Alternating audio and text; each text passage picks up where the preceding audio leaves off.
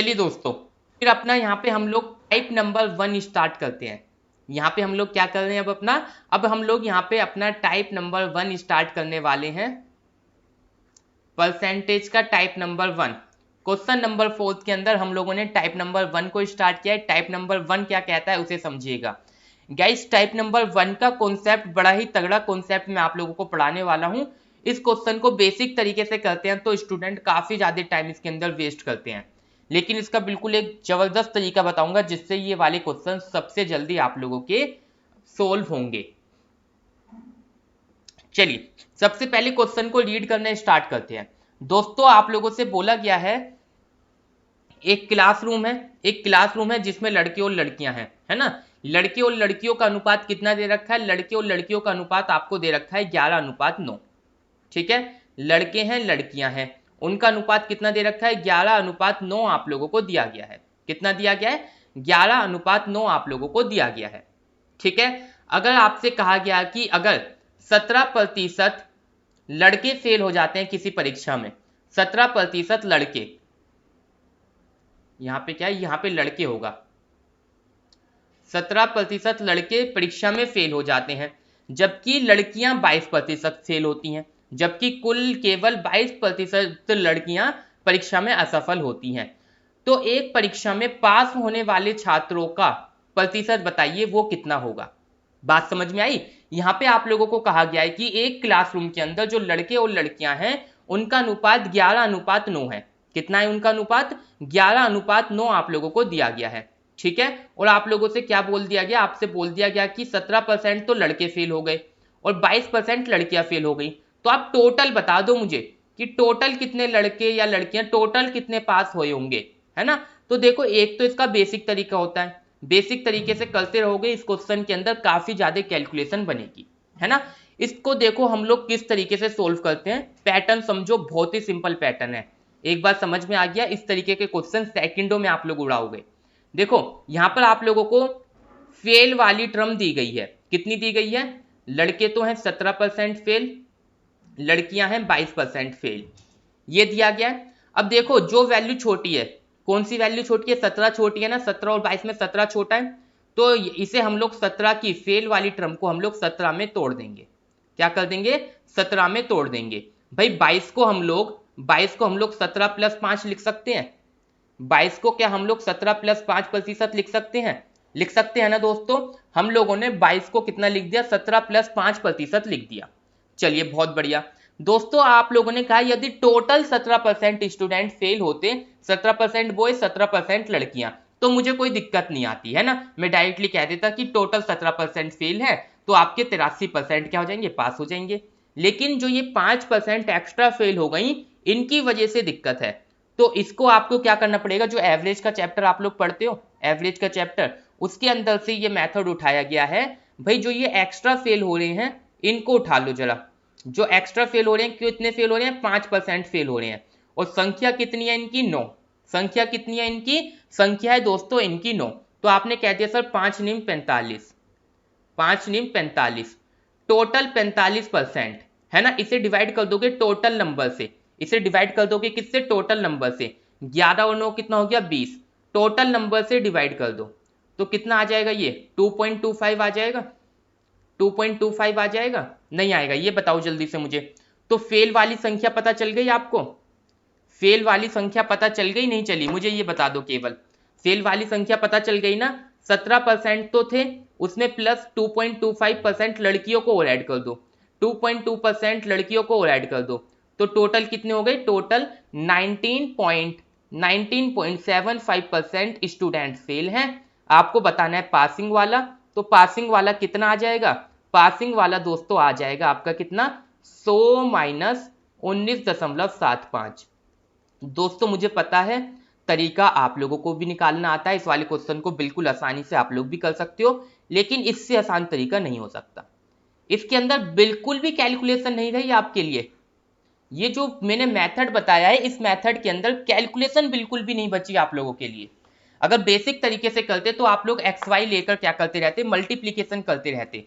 या आप लोग इसे 1100 मानते, इसे 900 मानते। आप कहते कि सर 1100 का 17% फेल, 900 का 22% फेल, दोनों का सम करते, दोनों का सम करके फिर पता करते कि कितने परसेंट फेल है, फिर पासिंग वाले निकालते। बड़ा ही कॉम्प्लिकेटेड तरीका है बेसिक वाला।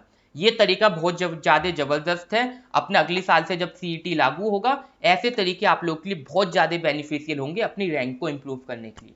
बात क्लियर हो गई? एक बार दोबारा से रिपीट कर देता हूं, समझ लो। हम लोगों ने फेल वालों जो छोटी टर्म थी उसे 2 में तोड़ दिया, 17+17+5, ठीक है। तो आपने कहा सर जो ये अगर टोटल 17 होते तो कोई दिक्कत नहीं थी, लेकिन हम लोगों ने क्या बोला, हम लोगों ने बोला जो सर ये जो एक्स्ट्रा 5% है ना, ये कौन है, लड़कियां। तो कितनी लड़कियां, ये 9 पंजे 45। अब ये इसे हमें टोटल के अंदर डिस्ट्रीब्यूट करना है, टोटल के अंदर डिस्ट्रीब्यूट करना है। भाई कुछ लड़कों ने गंदा काम करा है, कुछ लड़कों ने बेकार काम कर दिया, तो भुगतना तो सबको पड़ेगा ना, भुगतना सबको पड़ेगा, एवरेज टोटल डाउन होगा, है ना।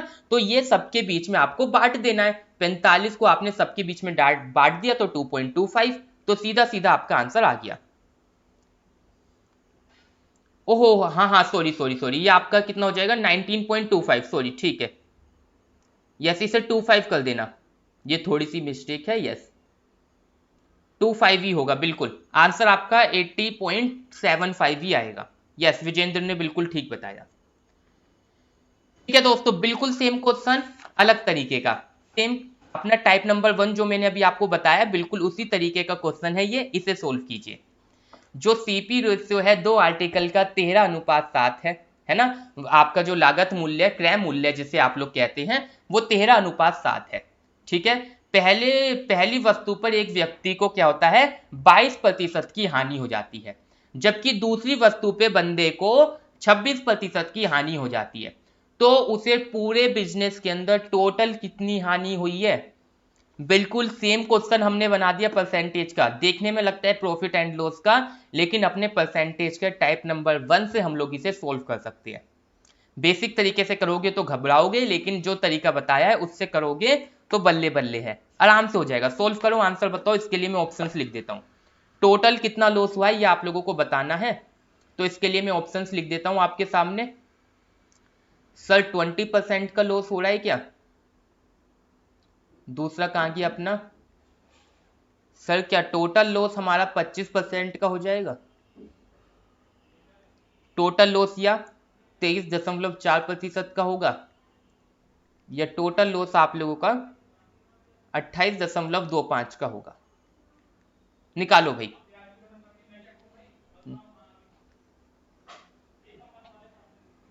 यस, निकालिए भाई। नहीं, यहाँ पे हानि निकालनी है भाई। यहाँ पे हम देखो, इन्होंने लॉस गिवन है, इन्होंने कहा है कि लॉस हो रहा है और लॉस ही फाइंड आउट करना है। लॉस दिया गया है और लॉस ही निकालना है ना। यहाँ पे आप लोगों को वो कोई निकालोगे, 100 में से माइनस क्यों कर रहे हो, 100 में से माइनस क्यों कर रहे हो, चीजों को समझते हुए करो। आ गया आंसर? बहुत बढ़िया, बहुत बढ़िया, बहुत बढ़िया। 23.4, वेरी गुड। आया ना, कॉन्सेप्ट बढ़िया है ना, कॉन्सेप्ट लगाओ, आंसर बिल्कुल सेकंडों में आएगा। देखो यहाँ पे हमने कहा कि सर मेरे पास 2 आर्टिकल हैं ए और बी, 2 आर्टिकल हैं ए और बी, जिनके आप लोगों को कह रखा है कि पहले वाले आर्टिकल की जो हमारे पास हैं 13 वस्तुएं हैं, और जो दूसरे वाले आर्टिकल की 7 वस्तुएं मेरे पास हैं। पहले आर्टिकल पे मुझे लॉस हो गया 22% का, पहले आर्टिकल पर मुझे लॉस हो गया 22% का, ठीक है, और दूसरे वाले आर्टिकल पे 26 का हुआ। तो 26 को क्या मैं 22+4 लिख सकता हूं सर? यस, लिख सकता हूं मैं 22+4, इसे बिल्कुल आसानी से मैं लिख सकता हूं। तो मैंने कहा जो ये एक्स्ट्रा लॉस हो रहा है इसे पकड़ लो, जो ये एक्स्ट्रा लॉस हो रहा है 7 चौक 28, कितना हो रहा है 7 चौक 28, इस 28 को बांट दो सबके बीच में, 13 और 7 20, 13 और 7 20, 20 के बीच में बांट दिया तो ये कितना आ जाएगा, 1.4 आ जाएगा। यस, तो फाइनल आप लोगों का जो लॉस परसेंटेज हो गया दोस्तों, वो कितना हो गया, 22 + 1.4%, मतलब कि आंसर हो गया आपका 23.4। आया मजा आ गया दोस्तों क्वेश्चन को सोल्व करने में। इस क्वेश्चन को बेसिक से करोगे घबरा जाओगे सर क्या किया जाए, लेकिन अपना जो फंडा बता दिया उसको ऐसे करोगे। एसएससी सीजीएल मेंस का क्वेश्चन बिल्कुल इसी कॉन्सेप्ट से होगा। करो एसएससी सीजीएल मेंस का क्वेश्चन, सीजीएल मेंस में रिपीटेड क्वेश्चन है ये वाला जो आपके सामने है, जो आपके सामने है सीजीएल मेंस में रिपीटेड क्वेश्चंस हैं, हमने खुद क्लियर करे हैं एग्जाम, तभी हम लोग कह सकते हैं इस मेथड से करोगे तो जबरदस्त तरीके से आप लोगों की सिलेक्शन पक्का होने वाला है। गेहूं चावल और सब्जी का जो मतलब कि वजन है या जो भी है उसका अनुपात 7:5:8 है ना। ये मान लो कि गेहूं के 7 कट्टे हैं, गेहूं के 7 बोरी हैं, चावल की 5 बोरी हैं और सब्जियों की 8 बोरी हैं। ठीक है, गेहूं के भाव जो है आप लोगों का जो रेट है वो 13% बढ़ जाता है, जबकि आपके चावलों का जो रेट है 17% बढ़ जाता है, और जो आपका ये कौन सा है सब्जियों का जो रेट है 18% बढ़ जाता है। सब्जी की बोरी का रेट 18% बढ़ जाता है। यदि टोटल 800 रुपए इंक्रीज हो जाते हैं, यदि ये सब कंडीशन लगने के बाद टोटल इंक्रीमेंट 800 रुपए का होता है, टोटल वृद्धि 800 रुपए की होती है, तो प्रारंभ में आप लोग सब्जी पे कितना पैसा खर्च करते थे। बड़ा ही जबरदस्त क्वेश्चन, कॉन्सेप्चुअल क्वेश्चन है, सोच समझ के करो जरा। कॉन्सेप्चुअल क्वेश्चन है, सोच समझ के करो। यहाँ पे मैं ऑप्शंस लिख देता हूँ। सब्जियों पे प्रारंभिक में खर्च होने वाला आप लोगों को पैसा बताना है ना। क्वेश्चन को ध्यान से पढ़ना, क्या पूछने की कोशिश कर रहा है वो। यस, सब्जी पर बताना है, सब्जी पे कितना पैसा खर्च करता था पहले।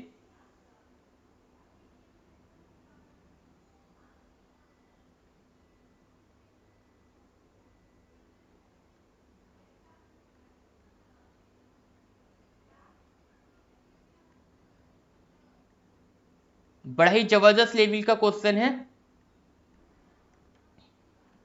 लेकिन अपने तरीके से करोगे तो बड़ा ही सिंपल हो जाएगा। अपने तरीके से करोगे तो मजा अलग ही है क्वेश्चन को सोल्व करने का। कीजिए दोस्तों, जरा सोल्व कीजिए अपने तरीके से, मतलब कि जो हमने अभी तरीका बताया है टाइप नंबर 1 परसेंटेज का, उसको यूज कीजिए। क्वेश्चन बड़ी ही जल्दी आप लोग सोल्व कर पाओगे। देखो भाई, जो अपना परसेंटेज का चैप्टर है काफी लंबा चलने वाला है। जो स्टूडेंट परसेंटेज पढ़ते पढ़ते बोर हो जाएगा, मतलब कि आप लोग फिर आगे नहीं पढ़ पाओगे, क्योंकि परसेंटेज के अंदर ही आपके सभी चैप्टर्स कंप्लीट हो जाएंगे। परसेंटेज अगर आप लोगों का क्लियर हो गया अच्छी तरीके से तो कम 15 से 20 दिन के अंदर परसेंटेज खत्म होगा, ये मान के चलिएगा। बिल्कुल, जय भीम। 1200 गलत आंसर, गलत आंसर भाई, गलत। कितना दे रखा है आपको, 1 मिनट रुको जरा चेक कर लेते हैं। गलत कर दिया। इंद्रपाल का आंसर गलत है। चलो समझते हैं क्या। सबसे पहले तो मुझे लगता है कि बेसिक तो आप हर कोई कर लेगा, है ना। बेसिक तो हर कोई स्टूडेंट कर लेगा, कहेगा कि सर ये मेरे हो गए गेहूं, ये मेरा हो गया चावल, और ये मेरी हो गई सब्जी। ठीक है, V फॉर वेजिटेबल, इतनी अंग्रेजी आती है सबको। ठीक है, ये मेरे पास चावल की है 7 बोरी, सॉरी गेहूं की है 7 बोरी, चावल की है 5 बोरी, और वेजिटेबल की कितनी है, वेजिटेबल की है 8 बोरी। तो टोटल कितनी बोरियां हैं आपके पास, टोटल आपके पास है 20 बोरियां। टोटल बोरियां 20 हैं। तो आपको क्या बोला गया, सर पैसा इंक्रीज हो रहा है, प्राइस इंक्रीज हो रहा है, प्राइस इंक्रीज हो रहा है। कितना कितना प्राइस जो इंक्रीज हो रहा है उसे मैं ब्लैक पेन से लिख देता हूं। प्राइस हमारे गेहूं के अंदर इंक्रीज हो गया 13%। अब जो चावल के अंदर है वो 17% इंक्रीज हुआ है, तो 17 को मैं 13 + 4 लिख दूं सर, 13 + 4% लिख दूं, लिख दो। ठीक है, उसके बाद सब्जियों के अंदर कितना इंक्रीमेंट हुआ, सब्जियों के अंदर इंक्रीमेंट हुआ 18%। क्या इसे मैं 13 + 5 लिख सकता हूं, बिल्कुल लिख सकता हूं। देखो दोस्तों, 13 तो सब में कॉमन आ रहा है, 4% तो सब्जी में बढ़, मतलब कि चावल में बढ़ गया। 4% तो आपका किसके अंदर बढ़ गया, चावलों के अंदर बढ़ गया। तो 4 पंजे 20 प्लस आपका 5% बढ़ गया 8 सब्जियों के कट्टे में, है ना। तो 8 पंजे 40, 8 पंजे 40, 8 पंजे 40, भाग कर देंगे टोटल में, सब में बांटना पड़ेगा ना, सब में बांटोगे तो भाग कर दोगे 20 से। तो आपने कहा सर 4 पंजे 20, 8 पंजे 40, 60/20, तो आंसर यहाँ पे 30% हो गया। तो जो टोटल इंक्रीमेंट हुआ है प्राइस का, टोटल प्राइस कितना बढ़ा है दोस्तों, टोटल प्राइस बढ़ा है आपका 13 + 3 16%। 13 + 3 मतलब कि 16% आपका प्राइस बढ़ गया। टोटल कितना प्राइस आपका बढ़ गया दोस्तों, 16%। दोस्तों आपको क्वेश्चन के अंदर क्या दिया गया है, टोटल जो पैसे इंक्रीज होते हैं वो 800 रुपए हैं। टोटल जो पैसे इंक्रीज होते हैं वो 800 रुपए हैं। तो हर कोई बच्चा मुझसे ये कह सकता है कि सर जो ये 16% वैल्यू है ये 800 के इक्वल होगी, ये 800 के इक्वल होगी। तो 100% वैल्यू बता सकते हो कितनी होगी, 100% वैल्यू हो जाएगी सर 800/16 गुणा, अगर हम लोग कर देंगे किससे, 100 से, तो 100% वैल्यू 5000 आएगी, नहीं आएगी। यहां तक मुझे बता दो, यहां तक समझ में आया नहीं आया। मतलब कि शुरुआत में आप लोग क्या करते थे, टोटल 5,000 रुपये खर्च करके, यहाँ पे शुरुआत में टोटल 5,000 रुपये खर्च करके आप लोग क्या करते थे, आप लोग इतना सारा सामान लेकर आते थे। शुरुआत में आप लोग 5,000 खर्च करके इतना सब कुछ सामान लेकर आते थे। ये बात क्लियर है? ओहो, यहाँ पे ऑप्शंस गलत लिख दिए मैंने। अच्छा, ऑप्शंस गलत हो गए इसलिए आंसर गलत आ रहा है आपका, है ना? हाँ, मेरे थोड़े से ऑप्शंस में थोड़ी सी मिस्टेक हो गई। चलो कोई दिक्कत नहीं, ऑप्शंस की कोई दिक्कत नहीं, आपका आंसर आ जाना चाहिए था, कोई दिक्कत नहीं, है ना? तो टोटल आपने कह दिया कि सर 5,000 रुपये के अंदर मैंने ये 20 बोरियां खरीदी, 5,000 के अंदर मैंने 20 बोरियां खरीदी, है ना? तो आपने कहा सर 5,000 के अंदर, यस, 5,000 के अंदर 20 बोरियां खरीदी, जिसमें सब्जी की बोरियां कितनी है, सब्जी की बोरियां हैं 8, सब्जी की बोरियां हैं 8, आंसर आपका 2,000 आएगा। यहाँ पे गलती से मैंने इसे 200 लिख दिया था। आंसर कितना आएगा आपका, आंसर आएगा 2,000 रुपये। प्रारंभ में आप लोग सब्जियां कितनी खरीदते थे, प्रारंभ में आप लोग करते थे 2,000। 5,000 गलत होगा भाई, कैसे गलत होगा, 16 पंजे 80, 16 पंजे 80, तो 50 गुणा 100 करेंगे तो 5,000 ही तो आएगा।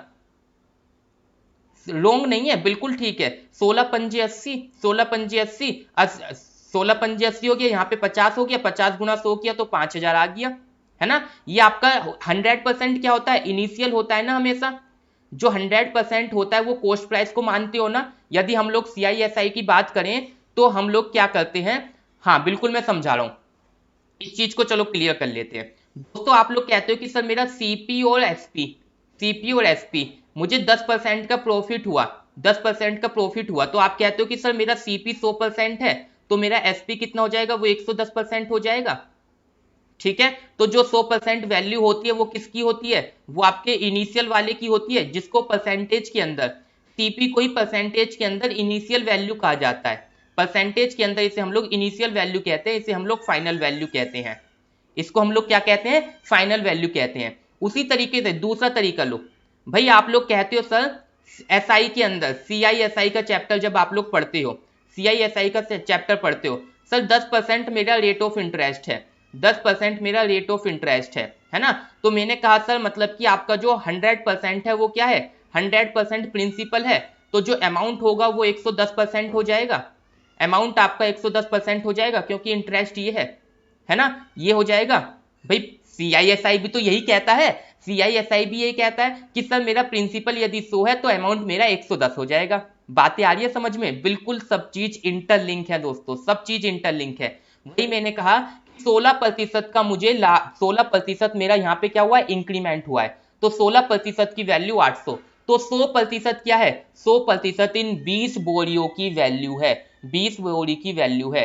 तो यहाँ पे आपने कहा कि सर 5,000 में मैं 20 बोरी खरीदता था, 8 बोरी कितने की हो गई, 8 बोरी हो गई 2,000 की। ऑप्शन नंबर डी यहाँ पे बिल्कुल करेक्ट है। आ गई बात समझ में? मुझे लगता है क्लियर हो गया होगा। चलो दोस्तों, तो अपना आज की क्लास को तो हम लोग यहीं पे खत्म करेंगे। कल जो हम लोग अपनी क्लास में स्टार्ट करेंगे वो स्टार्ट करेंगे टाइप नंबर 2। टाइप नंबर 1 के अंदर ये क्वेश्चन हमने कर लिए, बड़ा ही शानदार मेथड है, इसे समझ लो, चीजें बिल्कुल आप लोगों को इतनी इजी लगने लगेंगी बहुत बढ़िया तरीके से। कल की क्लास में जो हम लोग करेंगे वो करेंगे कि यदि पेट्रोल का प्राइस इतना बढ़ जाए तो आपका कंजप्शन कितनी कम करनी पड़ेगी। कल टाइप नंबर 2 में हम लोग ये कवर करने वाले हैं। चलो दोस्तों, फिर आज की क्लास में रखते हैं केवल इतना ही। आज की क्लास में बने रहने के लिए thank you everyone, have a nice day, bye bye and जय हिंद।